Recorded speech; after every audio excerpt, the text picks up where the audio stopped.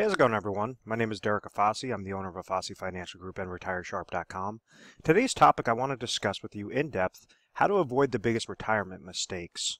And first off, unveil what some of the biggest retirement mistakes are, show you what individuals typically do, how they fall victim to them, and then how they could avoid those mistakes, how they could make sure that they're covering their bases the correct way so that they have pure retirement confidence going forward, whether that is during your accumulation phase where you might be 5, 10, 15, 20 years out from retirement. How do you make sure that that is segmented successfully, or even further when you're only a couple years out from retirement or currently retired, how do you stay retired forever? So I'm going to break down each big mistake, and there's multiple mistakes out there, but I want to, and a lot of these mistakes actually work in tandem. So I want to try to expose some of these mistakes. Hopefully you're not doing these mistakes and you're able to fix it in time, to make sure that you can also, live that healthy, retirement lifestyle, and make sure that you're just super confident in retirement, because you do have those different areas covered and you're understanding the pros and cons of each situation. So the very first mistake I want to tackle is running out of money. And a lot of individuals don't realize, how this occurs, and all of a sudden they're looking at their account right when they retire, and a couple of years go by, and all of a sudden they look back at their account and they go, "Oh my gosh, I'm gonna run out of money in the next couple of years. What went wrong?" And in order to truly understand this, you have to realize what happened with retirement planning, what happened with employer-sponsored retirement accounts, and then what is the risk for typical individuals as they're getting closer to retirement, or they're currently in retirement. Why is this such a problem now of running out of money? And back in the day, and individuals still are offered these types of plans, an individual would work for a company and they would give X amount of years of service, so 20, 30 years worth of service, and they were offered something through their employer known as a defined benefit plan, also known as a pension plan. So I give the example a lot. I say my grandfather was an elevator mechanic for the city of New York. He was offered a pension plan. He started working for them in his late 20s, and they said, okay, if you give 30 years worth of service, by the time you're age 55 in his case, you've given 30 years worth of service, we will give you a set retirement income stream as a thank you for working for this company, an incentive to stay loyal to us. Make sure that you're working hard, and therefore we'll make sure that your retirement is set up for you so you don't have to try to invest your dollars on the back end. So life used to be a lot more simple. Individuals would work those 20, 30, 40 years in some cases, and then understand that they're having a set retirement dollars, just like Social Security income. There would be money left for them every single month that would get paid to them, that they didn't have to work, so that when he retired, he's able to receive his pension income, able to receive Social Security income if he was age 62, and hopefully those two combinations of income would be able to suffice what him and my grandmother's expenses were. Well, unfortunately, there was a shift that took place. You had the branch of the government was created known as ERISA in 1974, and later on came about 401k related plans, the implementation of 401k related plans in 1978. This is important because rather than that defined benefit plan where an individual would go to work, that company would define exactly what that benefit was going to be. When this ERISA Act was created, and then you had the implementation of 401k plans, it now took that risk from the employer, from the entity, and threw it onto the employee. So now, rather than a defined benefit plan, you have these plans known as defined contribution plans, which says, okay, you're going to be working for this company. We might incentivize you to start planning, start putting money aside for retirement, known as a company match, but ultimately it's all on you. If you're making $100,000 in a given year, and you decide to put 10% of your salary into your 401k plan, your 401k is going to grow by the contributions going into that bucket, and however well you chose those different options, your different investment options related to that 401k, and whether that received a rate of return would make this bucket increase. If, let's say, you added contributions that year and the rate of return was negative, well, you might have a decrease in that bucket regardless of how many years you've been contributing to it. So the point that I'm trying to make is, rather than have that security of saying I had a pension plan or I have a pension plan, now individuals, majority of individuals, are on their own and they're trying to create strategies to really maximize that rate of return on their 401k related plans, because they're trying to make this bucket as large as possible so that when they retire, they could siphon through these monies a specific way and make sure that they're not outliving their money. So if they retire at age 65, they're hoping that their rate of return will stay consistent, and also be able to pull out X amount of thousands of dollars per per month, per year, that will suffice exactly what those expenses are. So the entire retirement game has really shifted on its head. So rather than, now you still have some companies, it is very rare, but you still have some companies out there and some entities that offer pension plans. Majority of the plans being offered are employer-sponsored retirement plans, such as the 401k, 403b related accounts, 457 plans, thrift savings plans. There's a whole slew of different, sorts of retirement plans available. So if you understand that concept, that 401k related plans were implemented right in 1978, and now this is looking at the historical rates of the Dow Jones Industrial Average over the past 100 years, you notice that yes, the Dow Jones Industrial Average did go up, so the market did go up, but now you had this extremely large boom that took place from 1980 all the way through 1999. There's over 1,200% growth into the market. The reason why that chart is so important is because it shows how the mindset was essentially tricked to thinking that if individuals just keep over max funding their 401k related accounts, it doesn't matter what they contributed into their 401k related plan, that rate of return is going to have a very high positive impact. So it basically poisoned the mindset of saying that, okay, it doesn't matter, the market's just always going to go up, and therefore by the time I retire, I could take out very large distributions from my retirement bucket and never worry about outliving it, because I have nothing to worry about. The market's just always going to be booming, booming, booming. And unfortunately, we've seen shifts. We saw a shift in 2001. We saw a very large shift in 2008. And it showed us that no, in reality, the market could be volatile. You've had the tech bubble bursting, the Great Recession that occurred, and then on top of it, you now have those baby boomers that were placing dollars into the market now have to sell out of the market, liquidate their shares, liquidate their funds, to therefore use as retirement income. So if you have more individuals that are selling out of the market than placing dollars into the market, obviously that could create a problem. So individuals in the 1990s and early 2000s, what they would do is say, okay, well, I'm noticing that the market could potentially go down. I'm just going to take my dollars and I'm going to invest them into a fixed account. Bank CDs are paying 8%. They're paying 10%. Fixed annuities are paying 8%. They're paying 10%. So when somebody's utilizing a fixed account, what they're essentially doing is saying, okay, I have $100,000. And let's say hypothetically you had a fixed account that was paying 10% rate of return. This individual could go get set up into that product. Let's say it was a 5-year product, receive interest each year for those 5 years. So they're receiving $10,000, et cetera, et cetera. After those 5 years, that individual has the $100,000 left over, and therefore they could reinvest it in a new 5-year contract. So, which is not a bad strategy. The only problem is interest rates hit all-time lows.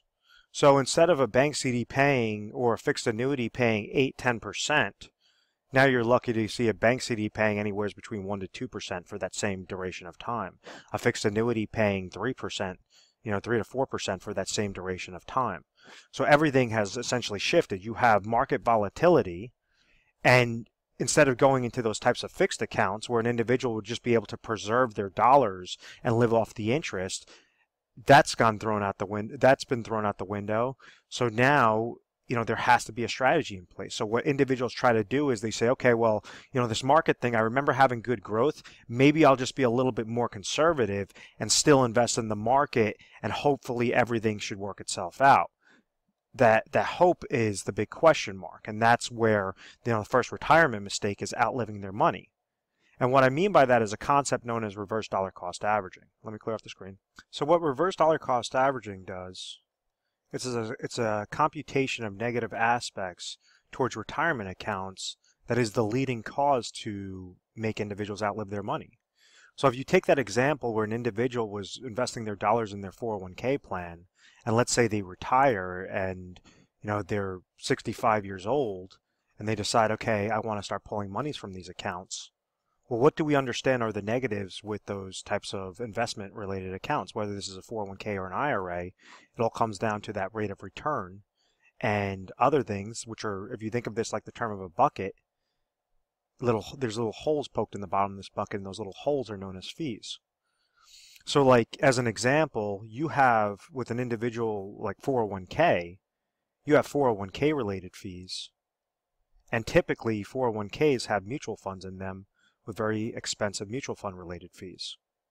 Those are obviously two negatives. Those are the fees coming out of the bucket. Those are the little holes. When we add on a downward market loss like 2001, like 2008, that's going to further compound. That's equivalent to slicing this bucket. Then when you try to pull out income from this account, that's going to be a fourth negative. Then you have to incorporate inflation, because individuals in retirement, some of their expenses are going to be fixed expenses.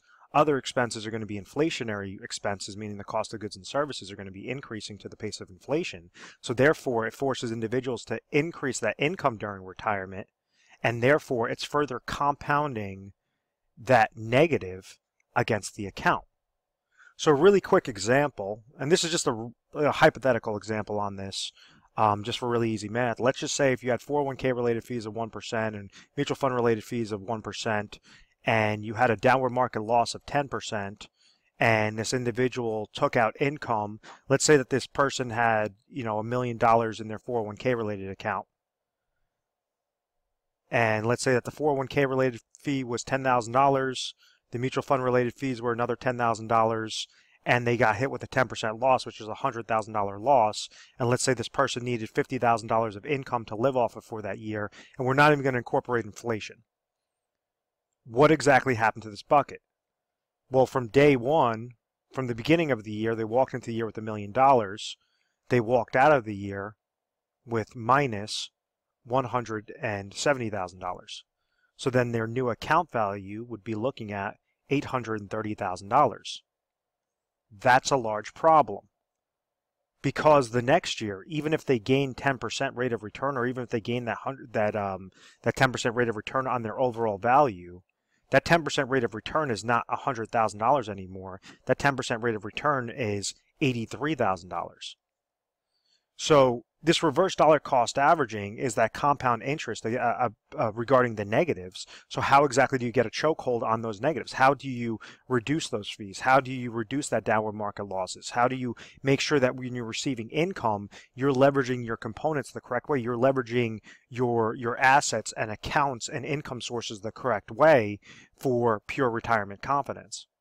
And the number one thing is you have to be mindful of this.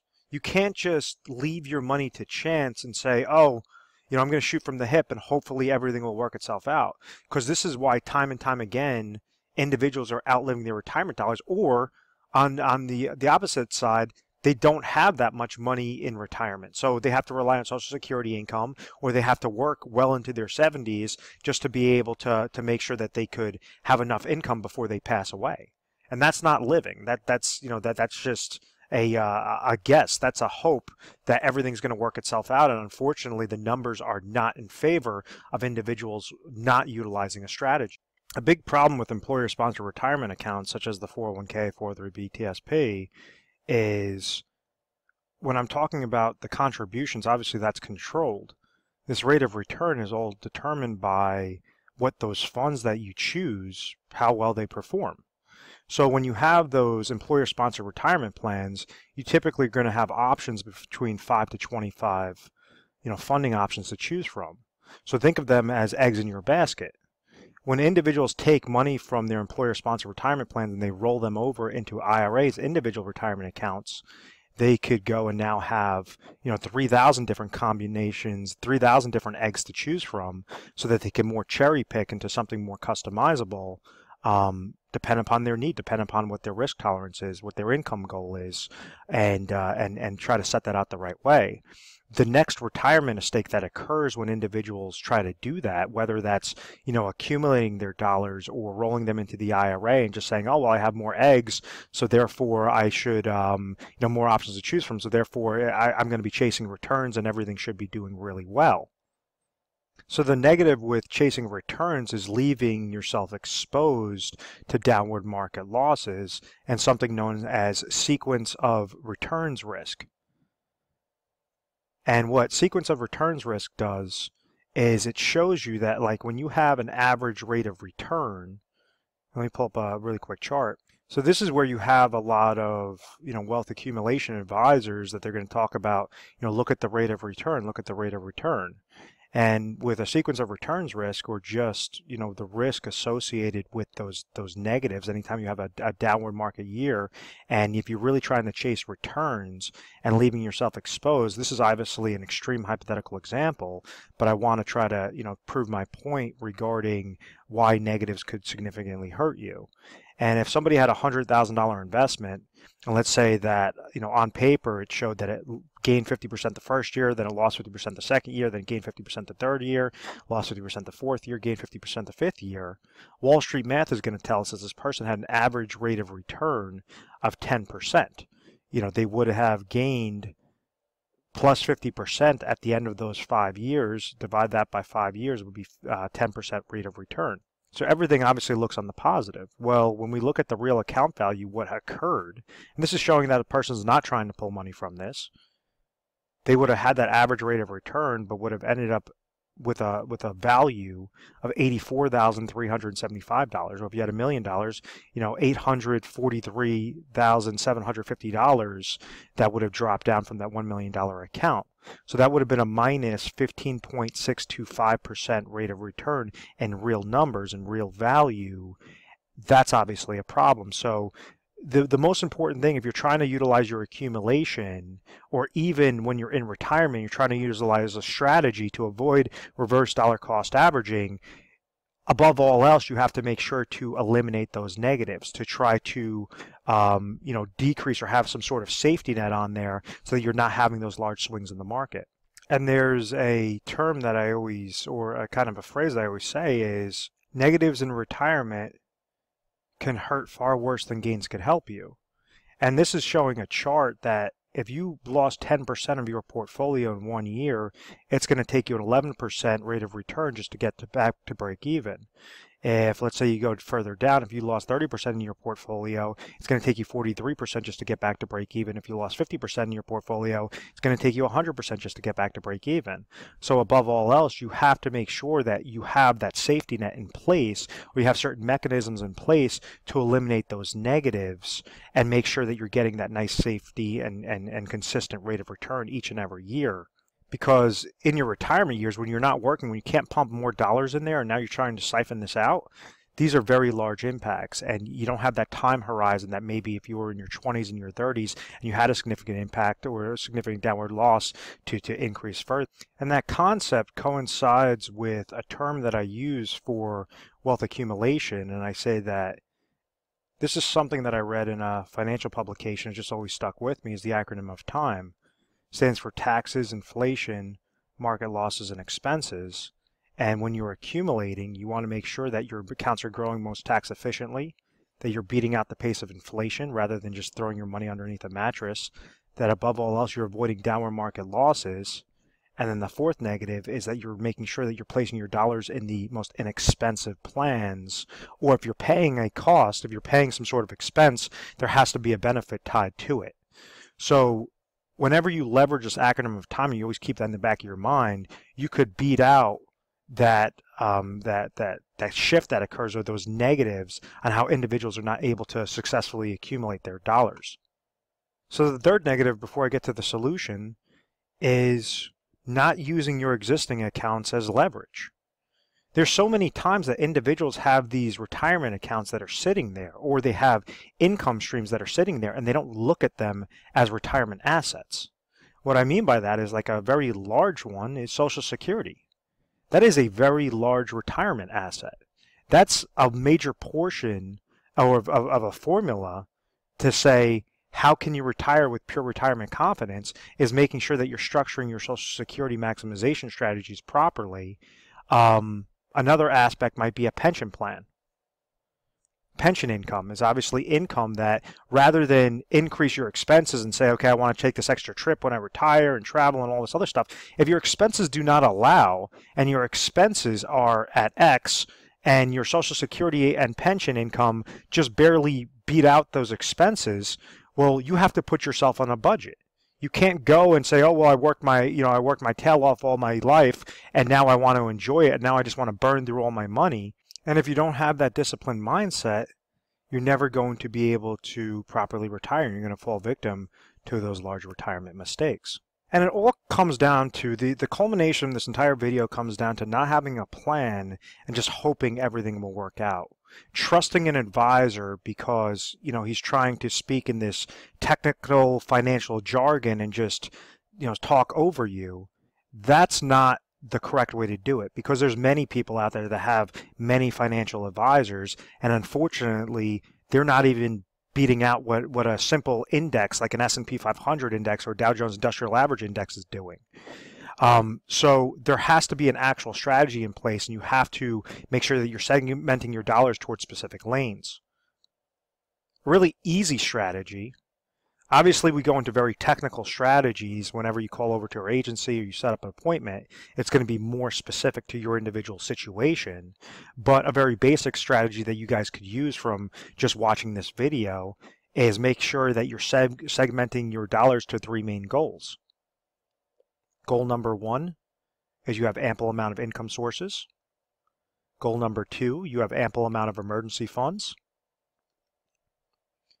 Goal number 3, you have inflationary protection, or strategy for inflationary protection. We want to make sure that we're leveraging the existing assets properly. So let's say if an individual is currently age 60 and they're going to retire at age 65, and they have a specific need in mind. They're saying at age 65, I need $50,000 of income in retirement to cover my expenses. So the first most important aspect is that need. Rather than take a guess, there's different things out there. You could look at budgeting sheets online. You could give us our agency a call. We could send you over budgeting sheets. But it's all about breaking this down to the decimal point on what are going to be those retirement expenses. So that brings us to step 1, income sources. Remember, we want to leverage what you already have so that you could leave as much money in your pocket, less worry in your pocket at the end of the day. So let's say if this person receives Social Security income, has a small pension, and then they have nothing else. They have basically, we'll say that they have a 401k related plan of $500,000. How exactly can we make sure that these 3 bases are covered? Well, the first thing, let's say that Social Security income is coming to them at $30,000. They hit age 65, Social Security income will be $30,000. Pension income, let's say they have a small pension of another $10,000. What that goes and tells us is that out of their overall picture, and they have obviously a 401k account that's sitting at $500,000. What that goes and tells us is obviously these 2 income sources are giving them $40,000, but they have a $50,000 need, and therefore there's a $10,000 gap. So this is where they could leverage their 401k account, roll that over into a specifically designed IRA account, and this first portion, for the income, we would place it into a safe income product, would be an IRA annuity. If they're currently age 65 and they have 5 years worth of deferral, what we would find them is the best mathematical annuity for that individual dependent upon his state, age 60, looking to trigger lifetime income from an annuity at age 65. So let's say out of this $500,000, it's going to cost this person $100,000 to roll into an IRA annuity, utilizing an income rider that will produce them $10,000 every single year. So out of this $500,000, after after IRA number 1, this person now has $400,000 left over in their 401k account, which now brings us down to step 2. Step 2 is emergency funds. Rule of thumb is that an individual should have in between 6 to 12 months of emergency funds available to them at all times in case of a healthcare related expense, in case of some sort of emergency that could occur, even if something they want to take a trip or visit family or whatever that is, a death in the family, some sort of oh my gosh moment that occurs. So if this person has $50,000 of income or of expenses per year, we want to leave about $50,000 into some sort of liquid cash. So maybe that means out of this $400,000, they take $50,000 and they place that into a money market IRA. So this is IRA number 2, which is just with a money market. So it's not really going to gain, it's not going to lose. It's just something very safe, like a cash account that's sitting there that this individual could leverage as that type of emergency fund supplement. So now, rather than take the $500,000, and what happens is with a lot of insurance-related agents, what they try to do is say, oh, roll all $500,000 into an IRA annuity, and you'll be fine. You'll have more income than you know what to do with. That's not setting up a plan. That's not setting up a strategy. What that's doing is giving that advisor a nice large lump sum commission, and most likely you never hear from that guy after after months after he sold that to you, or after a year after they sold that to you. It's very, very common. We get these phone calls in every single day into the office of saying, yeah, my advisor set me up a couple years ago. I never heard from him ever again. So first aspect, a new IRA number 1 is through an annuity. It's with a specifically designed hybrid annuity. IRA number 2 is $50,000 through a money market account. And now we have $350,000 left over that we could tie to inflationary protection. What exactly is inflationary protection? Let me clear this off a little bit. Well, we understand that when individuals usually have expenses in retirement, a portion of those are going to be fixed, a portion of those are going to be inflationary. So the cost of goods and services, milk, gasoline, different things, entertainment, are going to increase with the pace of inflation. That's why a house is more expensive today than it was 50 years ago. A car is more expensive today than it was 50 years ago. All these different things are obviously increasing towards that inflationary, towards that purchasing power risk. So therefore, we don't just want to leave it to chance. We want to make sure that you have a plan segmented specifically for that inflationary protection. You could go and leverage a specifically designed IRA account that tries to combat that reverse dollar cost averaging effect. What I mean by that is an IRA that's specifically designed to eliminate downward market losses, to eliminate fees, mutual fund related fees and advisor fees, and allow your money to have that compound interest effect in a positive direction, gaining when the market goes up, but making sure that you have a safety mechanism in place. If the market goes down, falls below 0%, you can never fall below 0%. So that might be one aspect, or you could leverage this towards a managed money route and make sure that you're segmenting dollars on not an emotional based plan, not trying to just go after return, but have something where you're eliminating downward market losses, but trying to really get a nice consistent rate of return. So you could roll that over into specifically designed IRA through managed money route. There's fee-based planners as opposed to retail-based planners. Or you can kind of do a combination of different things. You could also set up something known as annuity laddering strategies to give you, at age 65, you're receiving $50,000 of income from that first income source, and then you might want to place dollars aside into a 7-year deferred annuity, a 10-year deferred annuity, different things that will give you an extra $2,000 at age 67, an extra $4,000 at age 71, another $9,000 at age 76, so that it's saying as your inflationary expenses are increasing, your income streams are also going to be being triggered through the lifetime income riders through those annuity contracts. So this $350,000 in this perfect scenario, we're not leaving the money to chance. We're not just saying, okay, let it ride and risk your money in the market and hopefully everything's going to work itself out. What we're recommending is you create a plan. You don't take a guess. you have a concrete plan so that you know you have more than enough cash, you have more than enough of an emergency fund, you have more than enough to combat that inflationary protection or to combat that purchasing power risk, and you have those income sources coming to you that you can never outlive, or you and your spouse could never outlive. So in closing, if you found value in this video, feel free to give our 1-800 number a call. It's 1-800-566-1002. We offer 24/7 customer service.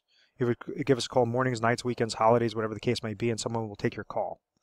From there, when you're speaking to the assistant, they're going to ask you your information. You might just say, I saw a video online about biggest retirement mistakes. I want to speak to a specialist. And then they're going to go and find the specialist that pertains specifically to this video. That's one way on how to do it. Another way, which is probably more efficient, is to go through our website, which is retiresharp.com or afasifinancial.com. They both take you to the same exact spot. And what you're going to see is a little icon on the bottom right-hand side of the screen where it says to schedule an appointment. So now you could actually put down notes, explain a little bit about your situation so that we can make sure the correct specialist is there available to, sit down with you on the appointment. It syncs it to our calendar. So we have a lot of different open availability regarding the different specialists that you'll be dealing with. And, we'll make sure that that person will give you a call at that specific point in time. What you can expect when dealing with a specialist is to not feel rushed, is to really, have somebody that's asking you questions to try to figure out what your current situation is. Where are you right now at point A? Where do you want to be at point B? What do you have in place?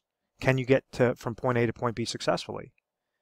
Sometimes you can, and we would just say, hey, as a further confirmation, congratulations, you're all set, everything looks perfect. Other times it might just be slight tweaks that you have to make in order to have that slight tweak will have a very large impact and a very large impact on that overall success. So understand, avoid the negatives, avoid the biggest retirement mistakes. I really hope that you found value in this. When dealing with a specialist, we try to educate you first and foremost through personalized videos, literature pieces, different things to make sure that you're very comfortable. We're A+ rated on the Better Business Bureau. We've always had very good reviews. We've never had any complaints, and it's because of this methodical process, or what I believe is because of this methodical process. Thank you very much for watching this video, and please make sure to subscribe to our YouTube channel, Retire Sharp, so you can have access to the most updated videos. Thanks so much, guys.